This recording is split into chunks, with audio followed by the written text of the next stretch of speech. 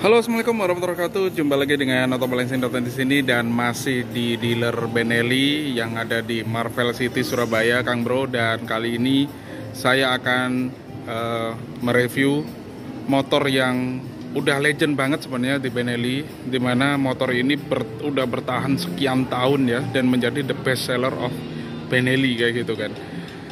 Oke, kita akan nge-review apa ini, Mas Bro. Patagonian Eagle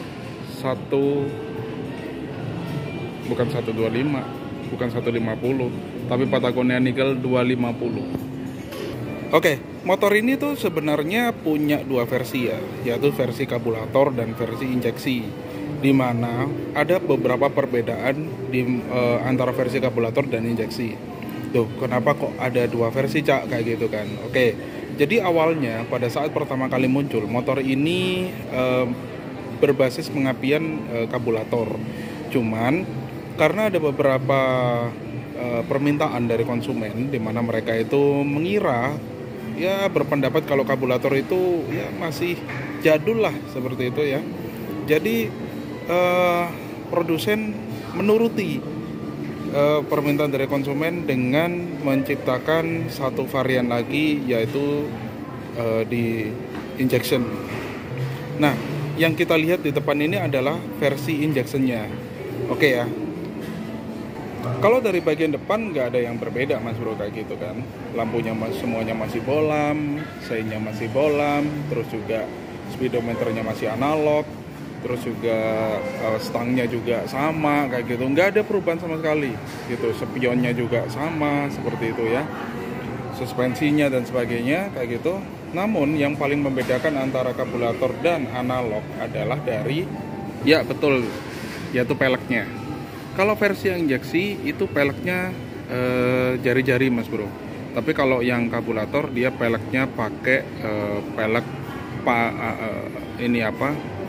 pelek palang gitu. Nah, apa perbedaannya? Ya mungkin aja kayak gitu. Ini adalah improvement daripada produsen yang nurutin konsumennya. Kalau ini itu motor klasik ya. Jadi ya sekalian aja dibuat klasik kayak gitu. Cuman ini kan banyak tub ya.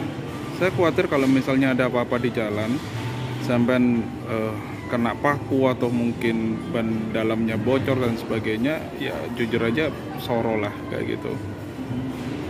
Dari sisi headlamp kelihatan banget ini motor memang klasik banget kayak gitu kan.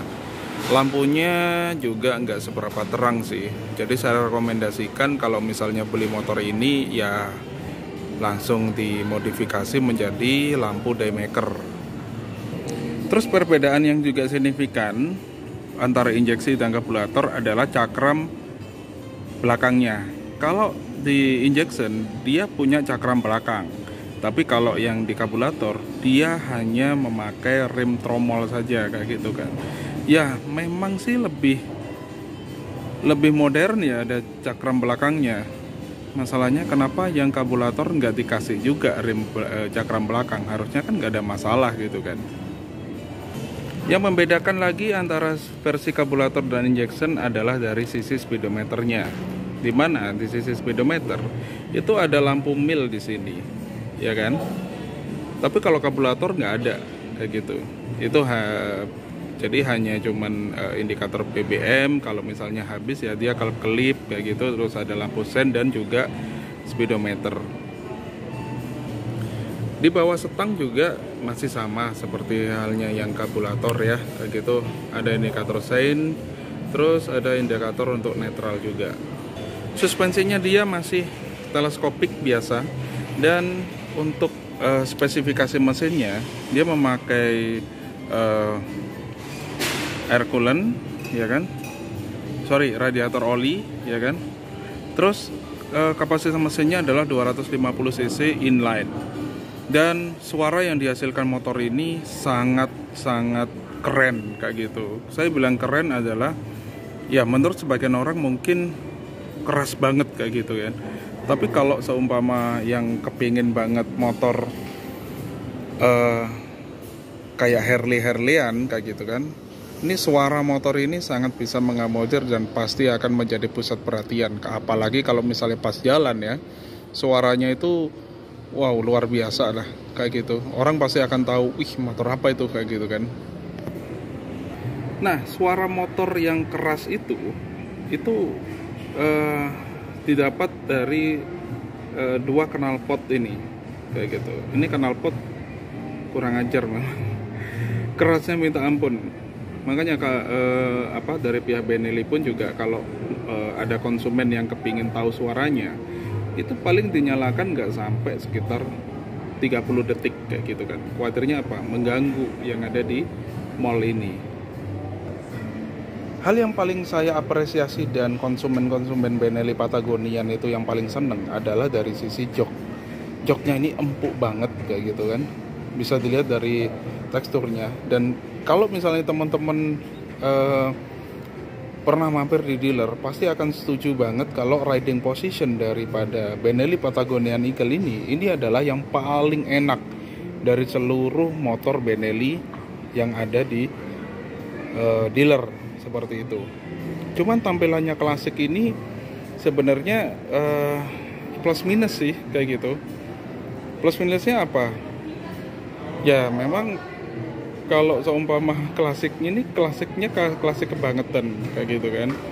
Cuman kalau kita ngomong masalah riding position, kalau misalnya kita mau luar kota dan sebagainya, ini motor memang bikin kita itu nyaman dan juga santai pada saat di jalan.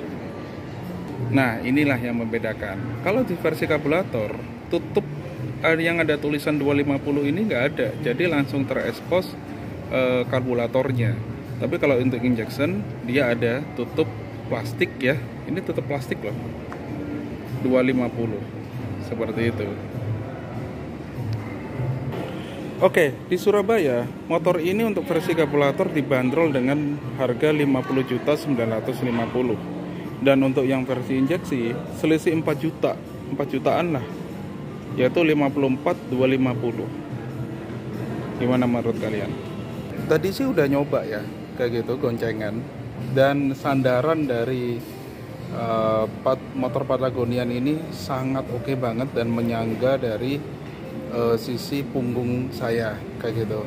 Jadi kalau misalnya kalian bergoncengan dengan motor Patagonian ini ya kan, nggak hanya dari sisi ridernya aja yang oke, yang seneng banget kayak gitu kan, tapi dari sisi pemboncengnya pun juga nyaman.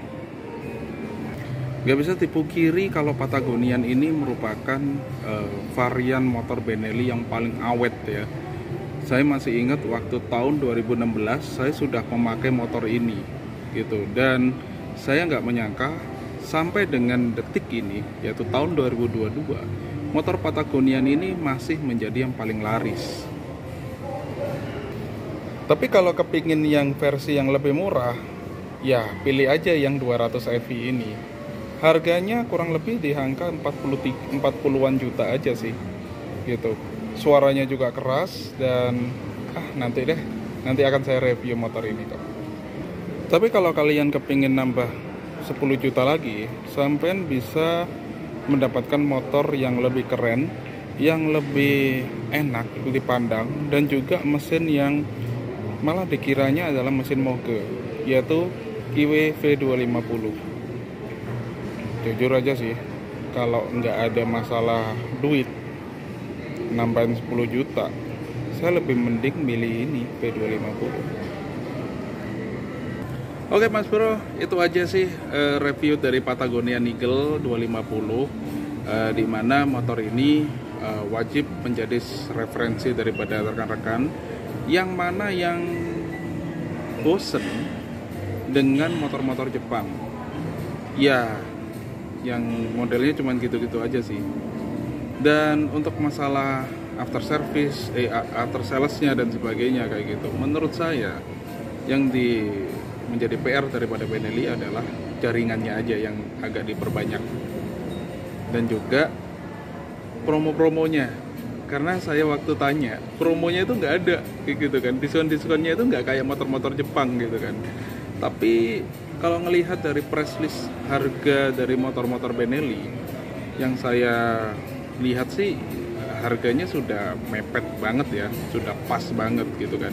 Berbeda dengan motor-motor Jepang yang diskonnya memang gede, terus hadiahnya juga banyak gitu kan. Tapi harganya kan juga mahal juga, lebih mahal bahkan dari Benelli.